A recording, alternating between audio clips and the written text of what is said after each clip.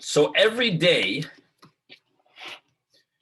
we all have millions of behaviors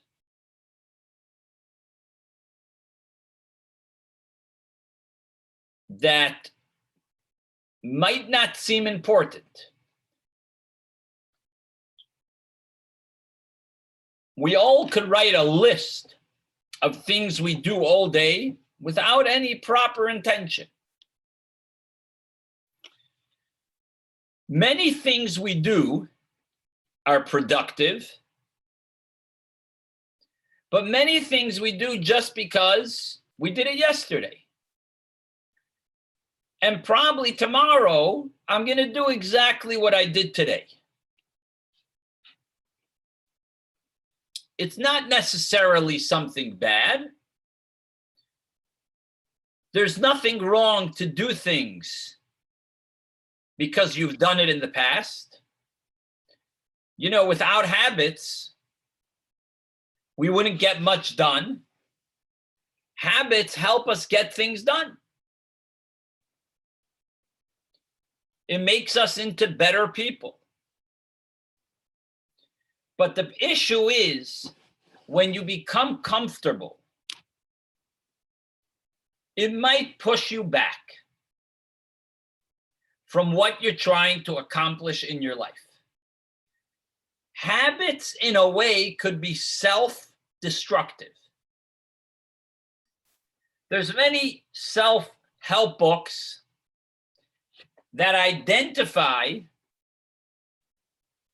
habits that you're trying to get rid of and try to put positive behavior in those places to get rid of your negative behavior and to bring yourself into positive behavior. They say to start with little things. You start with small things. Focus on the emotional and psychological things that make you tick. The environment you are in, start taking baby steps. You know, it sounds good, but we all know that to change yourself is a lot of hard work. And the fact that you know there's a long road ahead, we might say to ourselves, why bother starting? And why start now? I might as well wait till next week, or I should start after I'm retired, or when I get older. Even if you do start to change, after a little bit of time, you stay discouraged and disappointed. No plan survives first contact with the enemy. It's very hard to survive with your first plan. And then you say to yourself, you know what? Why even bother? Why should I even get started if I know I have a long road ahead? Good evening, Jeffrey. Hello, Rabbi. Hello, hello.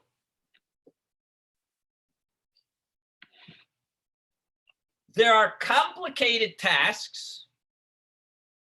It's a very complicated task to reverse your habits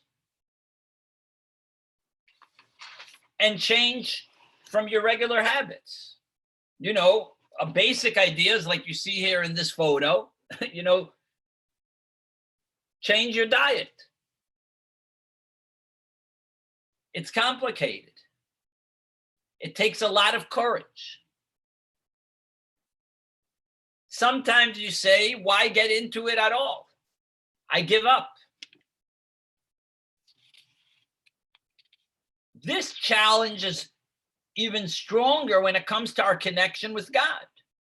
Many of us want to get closer to Hashem, and we want to enhance our spiritual lives. But when you look at your life, of how you would like to see your life when it comes to Torah, you seem very far away. And it seems unattainable.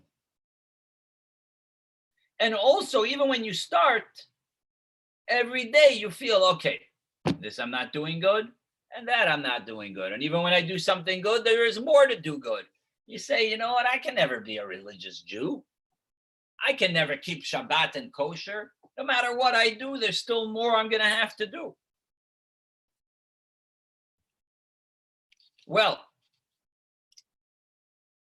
how could you avoid from repeating the same cycle that brought you to where you are in the first place? Is there a way out? There definitely is.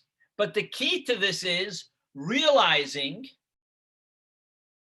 that we're sometimes approaching the challenge from the wrong direction. You know, if you're trying to go somewhere and you're taking the wrong direction, you're never going to get to your place that you're heading. We're going to go to this week's Torah portion to explain how you should overcome this challenge of not giving up, even though you know it's a long road ahead.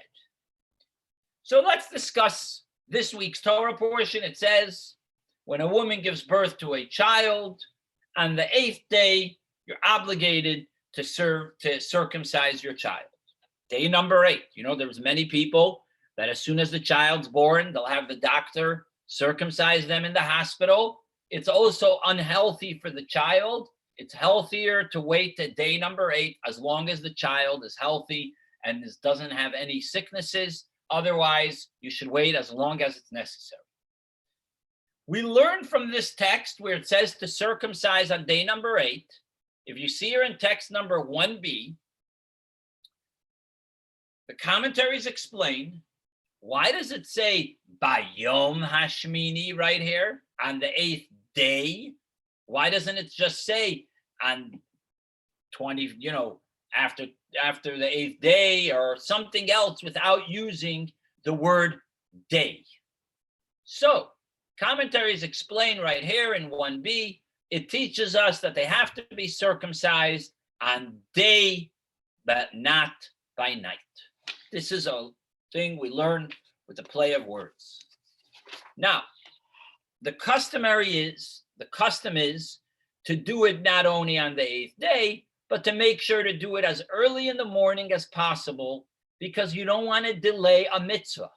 The minute the mitzvah comes around, almost like now, we're counting the Omer every day. You don't want to delay the counting of the Omer. As soon as the time arrives, which is about 8:15 p.m. when it gets dark, then you should count the Omer immediately. Don't delay it. Now, the custom to circumcise on day number 8 is a little contradicting, because if you look at the story right here in text number 2a, when the Jewish people were about to leave Egypt, they were about to leave Egypt, they brought a sacrifice, and God told them, right when they were about to bring the sacrifice of Passover, God said, were you circumcised? And obviously they were not. So they had to all circumcise themselves. If you see here in text number 2a, when did they circumcise? Not during the day, they circumcised at night. Which brings us to our question for today's lesson. It turns out that the Jews circumcised at night. But wait a minute. Why did they circumcise at night? We understand that Hashem commanded them to circumcise right then, and there was no choice. It had to be at night. But why wouldn't Hashem tell it to them earlier? So it gives them more time, and they would be able to do the mitzvah during the day. You know, according to some customs, if you circumcise your child after it's dark, you have to recircumcise them. Obviously, there's no such thing as recircumcising, but you have to shed a little blood, again, to fulfill completely the mitzvah. Obviously, there's no question in the halacha Can anyone tell me why it wasn't a problem that the Jews actually did circumcise at night? Could anyone think of a good answer here? Yes, Ruben? I'm thinking. Your question was, why would they circumcise at night and not in the day? Yes. Okay. Even Maybe because normally circumcision is supposed to be during the day. Okay. Maybe because of the times that Jeffrey? I was just gonna guess maybe so they wouldn't be seen. Jeffrey, go ahead. Yeah, maybe so they wouldn't be seen. So they wouldn't be seen, okay.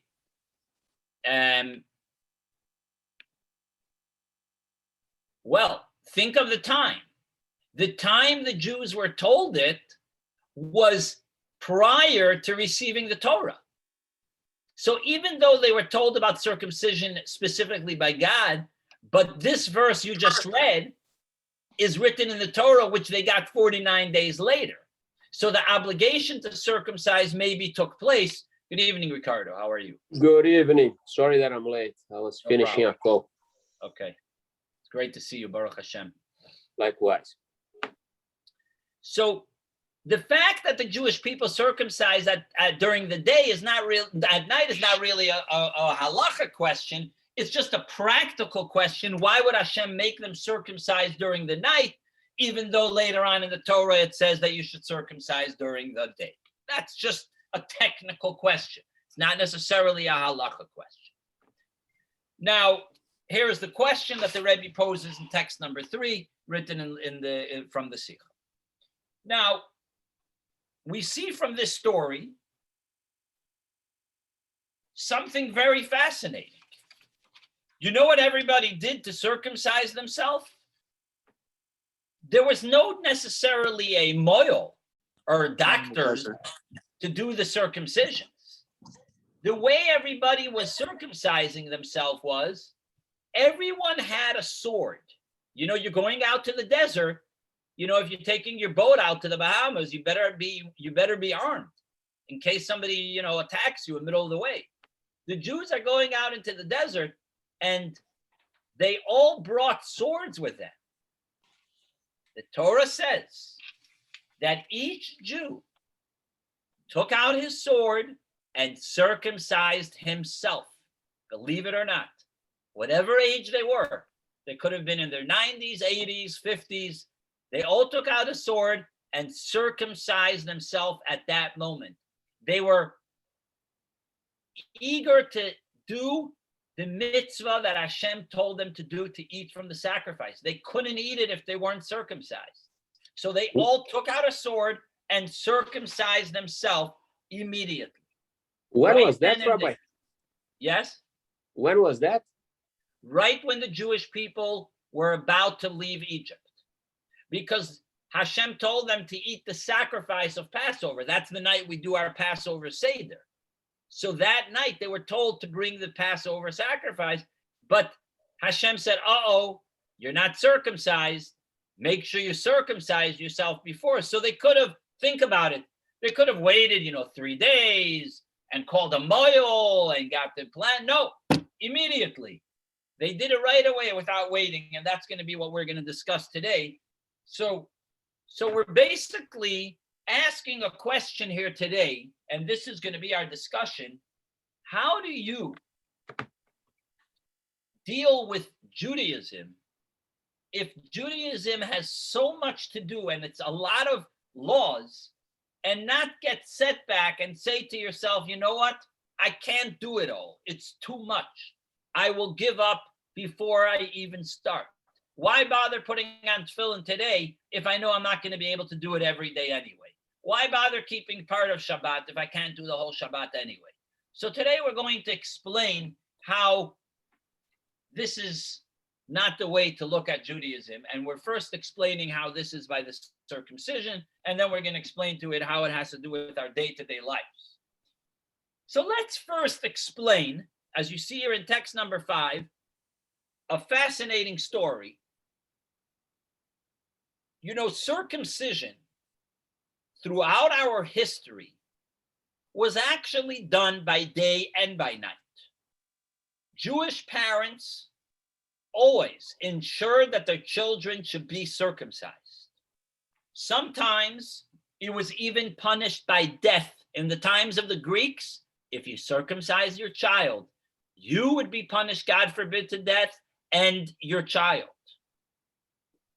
There's many stories in the time of the Talmud until communist Russia that describes the great risk of performing the mitzvah of circumcision. Here is a story with the author of the Mishnah and the Roman ruler Antoninus. So I just want to briefly tell you the story. There was basically a great leader that was just born. And his dad knew that the king said, whoever circumcised their child will get death. Well, this big rabbi circumcised his child. He didn't care. So one of the king's servants came over to him and said, you know that the king said you're not supposed to circumcise your child. He said, I don't care what the king said. My king, which is the king of all kings, God, said we should circumcise our child. Well, the king's servant ordered the mother and the child to go to the king to be severely punished. Anyways, it's a long story. On the way, she stopped over in one of this other great person's home, a non-Jewish mom that just gave birth to a baby. Well, the non-Jewish mother asked the Jewish mother, where are you going? She said, I'm going to the king because I was ordered to go to the king with my baby because I circumcised my child. The non-Jewish mother said, I also just had a baby, exactly 10 days ago. I didn't circumcise my child. Let's switch babies until you're on your way back. Wow.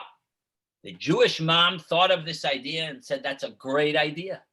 She took the non-Jewish baby, which was actually going to be a great Roman king, and she brought the baby to the king.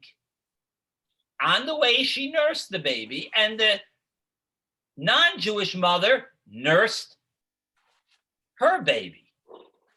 When she arrived to the king said to the servant, show me the baby. They showed him the baby, and the baby was not circumcised. The king called over his servant and he said, how you dare accuse the mother for circumcising the child? The child is not circumcised. The king told the servant, you are going to be killed because you brought a false story to the king.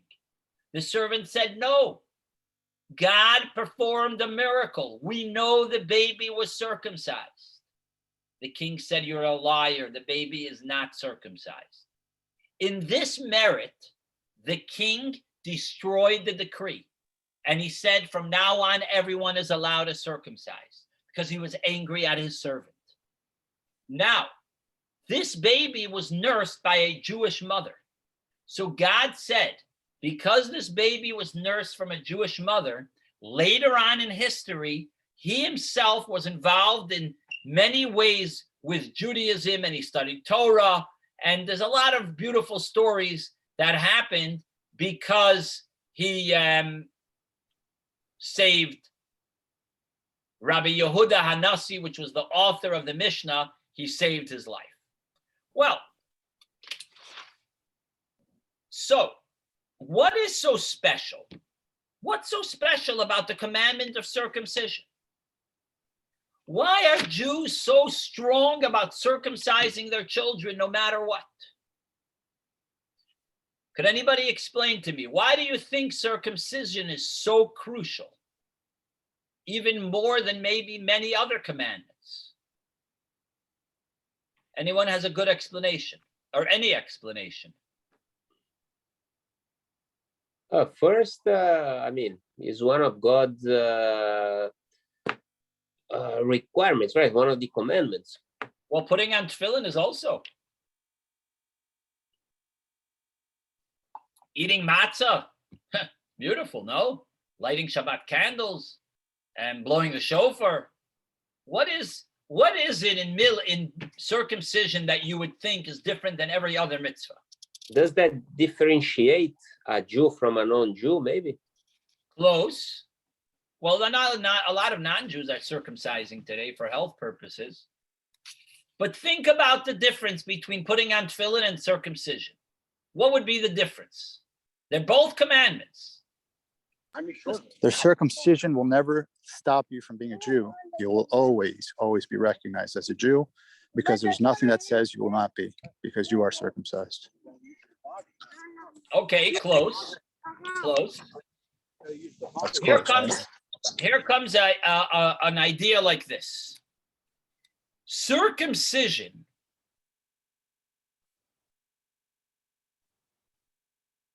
it's the only mitzvah that's causing transformation. When you put on tefillin, okay, now my tefillin are off. I'm not wearing tefillin. I'm not eating matzah now. It's the only mitzvah. Think about tefillin. Okay, I took an animal. I slaughtered an animal. I took the leather and I put a pair of tefillin. Or I took the shofar, I blew the shofar. Here it's transforming a part of your body. Now,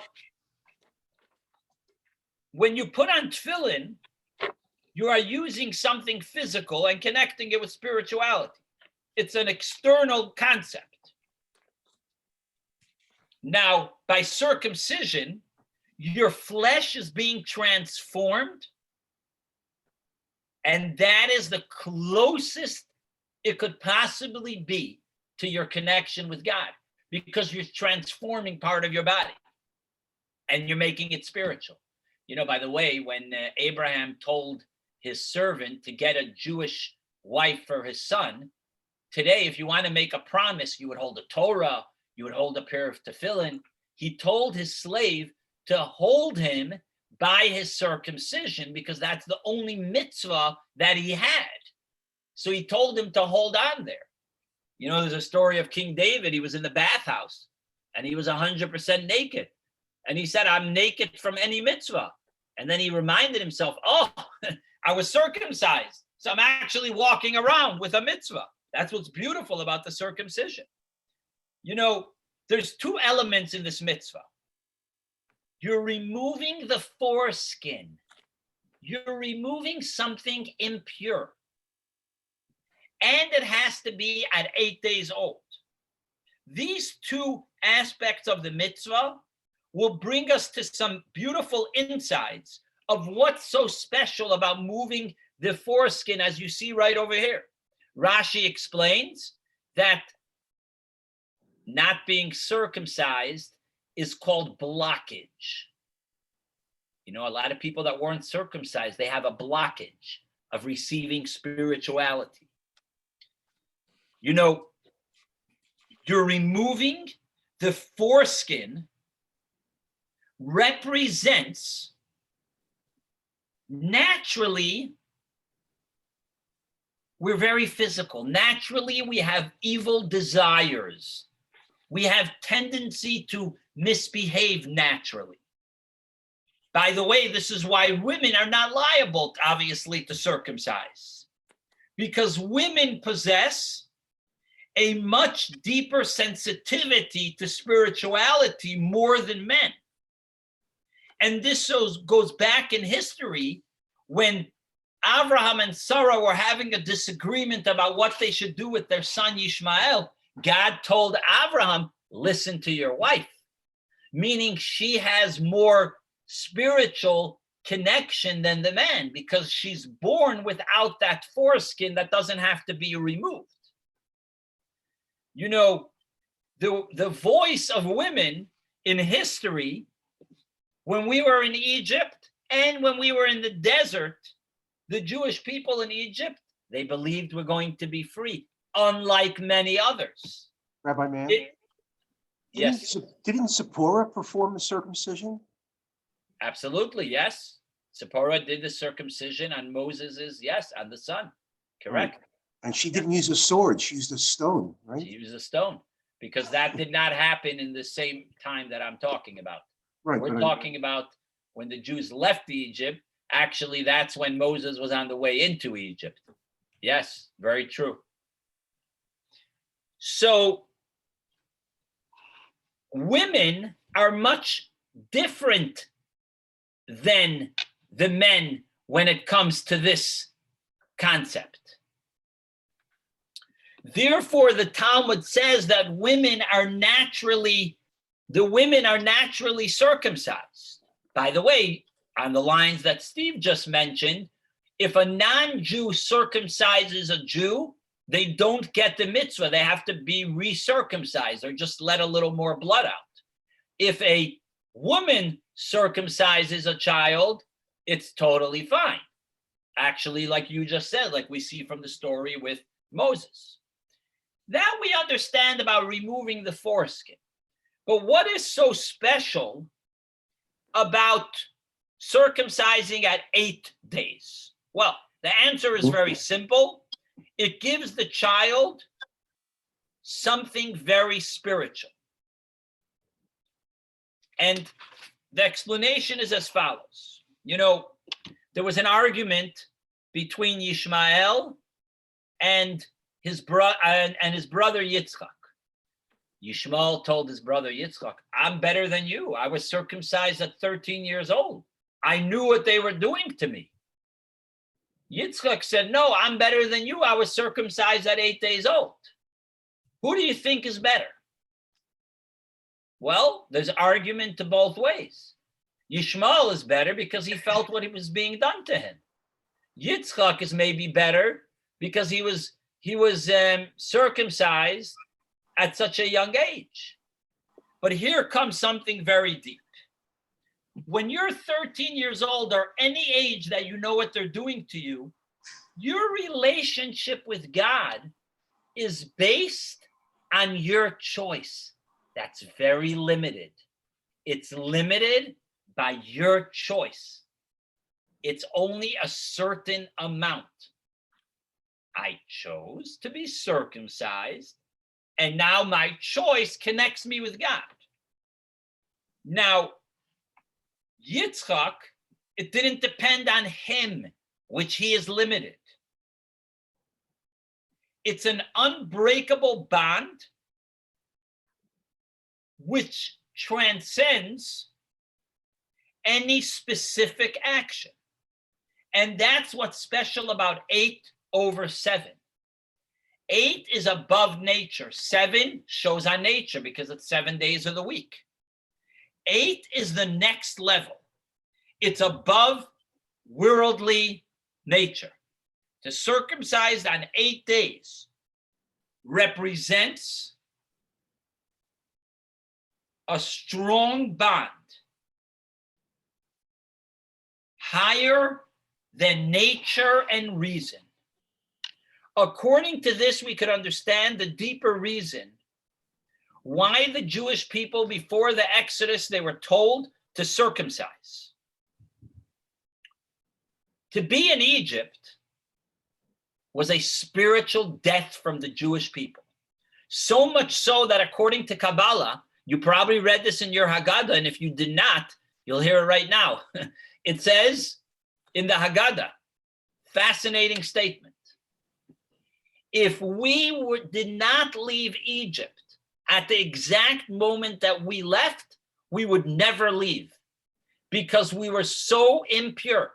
It's almost like, God forbid, a baby is drowning in the water, and if you did not save them in that exact minute, or even more, in that exact second, they would have lost their life. If we would have not left in this exact moment, we would have been zapped into the impurity of Egypt. The impurity, the immoral, the idol worshiping, we would have never been able to leave. which shows us that we were at the lowest moment possible. The impurity was so deep that they had to extract the Jews with strength. They had to be schlepped out, as you say in Yiddish. And if not, we would have, God forbid, been stuck there forever. Believe it or not. Even though God promised Abraham we're going to leave Egypt, but this is the fact. We'll discuss another time maybe how that's possible, but basically this is the idea. So circumcision is the best way to get ready for the redemption. Even if psychologically, how could you change from being slaves to get free, from being in the deepest hole possible and getting out? This is exactly the reason why circumcision had to be done by night, like we started in the class. Through this, Hashem provided a path to leave Egypt. He provided the Jews for an escape from an inescapable situation. Hashem reached out to the Jews from a very high place to redeem them, to redeem the Jews. Higher than dark, higher than light, higher than everything. You know, if you're having a problem in your life, you have to reach to a level that's higher than dark and light, and then you could solve the problem. Spiritually, whether more Torah, more mitzvot, and that brings an enormous amount of light. Explains in the Chidah, explains in many places, as you see here, very Kabbalistic wording, explaining how deep the impurity was. So, what does all this mean to us today? Well, as you see in text number 11, and we'll conclude with this thought, you know, we might have left Egypt 3,300 years ago, but why are we still talking about it? Something good happened in your life, you maybe talk about it for a week or two, or a year or 2 years, but why are we still discussing it? Not because it's a nice story, but because it's actually happening to you and me right now here on Wednesday night at 8 o'clock. It's happening to us right now. We're all leaving Egypt. How could we translate and incorporate the lessons of leaving Egypt in our day-to-day lives? Well, every insight we have from the Exodus is connected with us today. You know what Mitzrayim means? Limitations, boundaries. Leaving Egypt means leaving your boundaries. I'll give you a simple example. If you have an issue that you get angry, that's a limitation. You have an issue that you're jealous, that's a limitation. You have an issue that you eat too much, that's a limitation. Leaving Egypt means not getting angry, not being jealous, and holding yourself back from doing something that's inappropriate. But what if I feel stuck? I feel like I'm stuck in Egypt. What if I have doubts in myself? If I could accomplish these tasks that I want to accomplish, I feel stuck. We all feel stuck. Every one of us have something that we feel stuck about, that we feel there is no way for me to get out of this circumstances. How do we redeem ourselves and leave this level of being stuck? Well, here comes a powerful answer. First of all, put one step forward. Move towards the proper path from an inappropriate life to an appropriate life. Even though there's many ways to change, but if you miss the point, it will not work. The Jews merited to have the Jews merited it to have the redemption. After many years of bad habits, immoral behavior, idol worshiping, and the Jewish people were all engaged in this inappropriate behavior. The worst thing to do is to look at yourself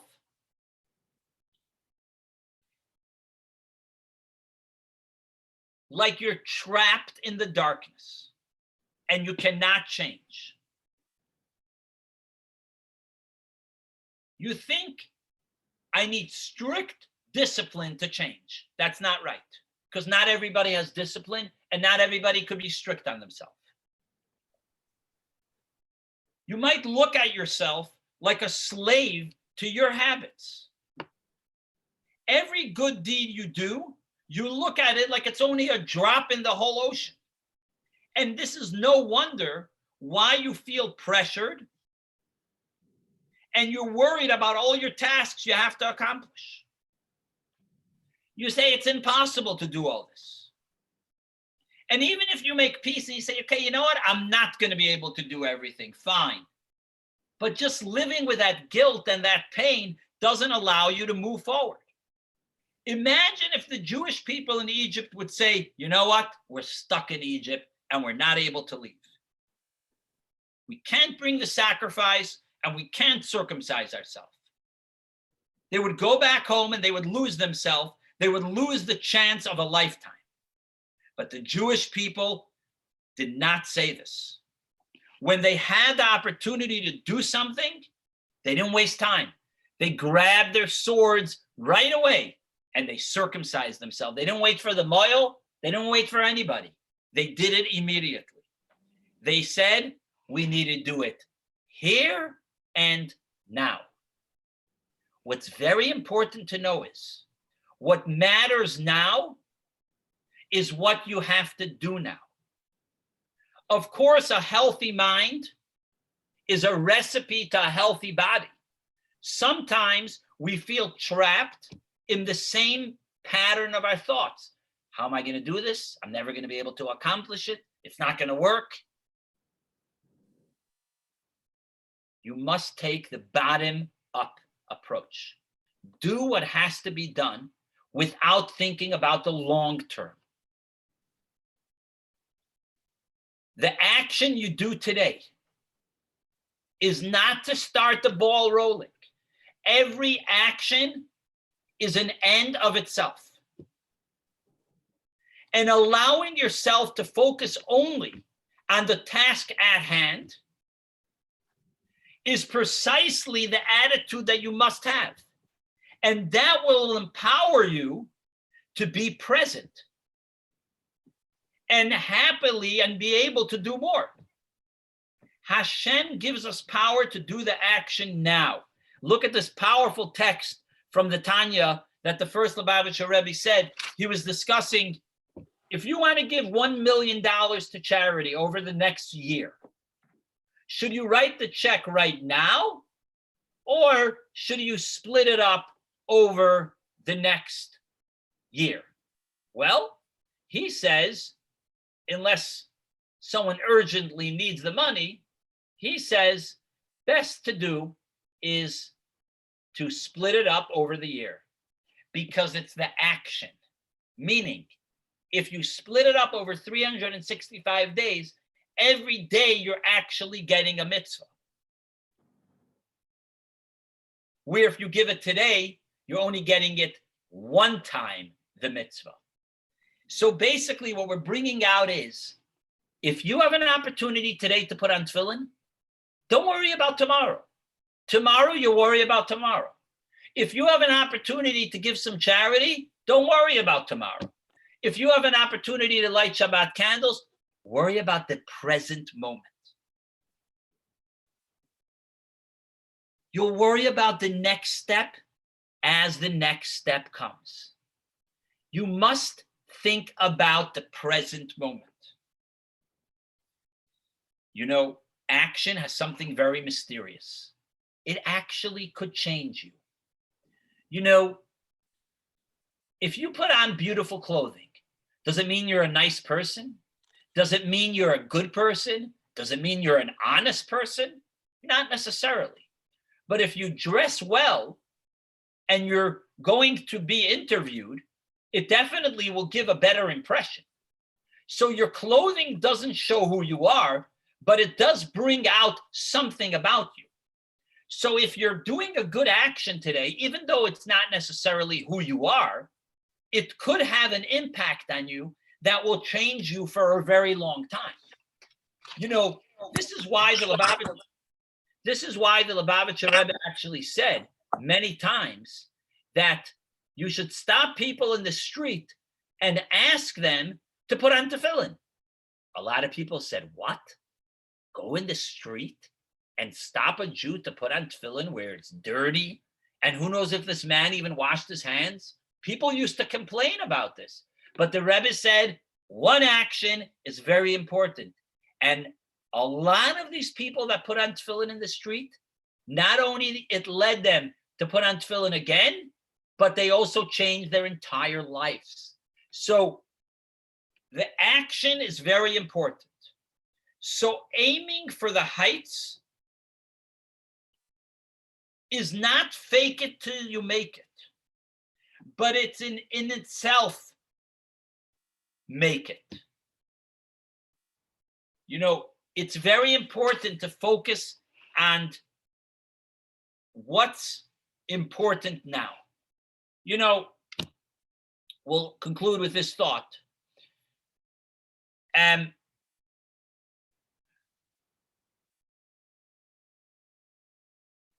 You know, God helps those that help themselves. When the Jewish people left Egypt, they had no doubt that the small action of circumcision could change them forever. They did not wait for the right moment and with the right tool. They did the best they could with what they had in that moment. And just like it was in Egypt, we also should not be afraid from big things and eternal struggles. When Hashem instructs us to leave Egypt every day, it gives us the power to do this every day. Through circumcision, Hashem gave everybody, he trusts you. He gave you the power. Men, women, and children. We are all his children. He gives us the opportunity to focus. You know what? And who are you to say there's a long path ahead? If Hashem tells us that we're ready now, then you're ready now to do it. Do the mitzvah now. It will change you and it might have an influence on you for the future. If it was only in your hands, then you would feel stuck. Just like in Egypt, Hashem gave them 2 mitzvot. Hashem is giving you a task in your life. And Hashem told them, circumcise at night, not during the day. Hashem reassures us. If God forbid your life is dark, your life is night, don't allow it to be a blockage. It should bring you could even bring light in the most dark circumstances. You might make mistakes. A year ago, a month ago, a week ago, or even today in the morning. But they should never prevent us from seeing ourselves as anything less than fully capable lighthouses. The following words King David said, and it sums up our entire message of today's class. God said to me, you are my son today. Have I begotten you? Meaning it's like you were born today. We must remember that we are God's children. He gives us the mitzvot that we could connect with him in every time and every circumstances. Even when you slip, Hashem assures you that every day is a new day. That's why you're going to wake up fresh tomorrow morning. And just like the Jews took out their swords, we also have the ability to get the job done. So our point is, the reason God told the Jews in Egypt to circumcise at night, even though most of the time the mitzvah is doing it during the day, or the mitzvah of circumcision is during the day, even if, God forbid, your life is dark, even though your life is, God forbid, night, take out your sword. Bring light into whatever the circumstances are. And don't wait for tomorrow. Tonight is the time to do it. As we see from the Jews, they were told to circumcise, do it immediately. Higher than day, higher than night. It's higher than anything that you could possibly see. Because when you're looking at life like that, you look at it in an entire different picture. L'chaim and much success. Thank you very much, Rabbi. I am Always Rabbi. great to see you, Jeffrey. Thank Rabbi. you. You too. Yes, Ricardo. Quick question to you. You were saying that a woman, as long as she is Jewish, she could do the circumcision, right? Yes. Can a woman be a Moel? Yes, they could, but today it's not so popular because of, modesty and stuff like that. But if it's needed and there's no one else to circumcise, then a woman could do it. But you don't really find, even not amongst the Orthodox, you don't really find women doing the circumcision. Right. It's So I mean, the same thing. is not prohibited, No. but is not something. I mean, they shouldn't be a Moel as their profession, right? Yeah. Now you have the same thing with a shochet, slaughtering kosher chickens. Usually you have a man doing those jobs, but a woman is allowed to shecht, to be the shochet for the animals as well. But she should not make a living. She by doing could, that. but it's not accepted. I mean, it's not, for many reasons.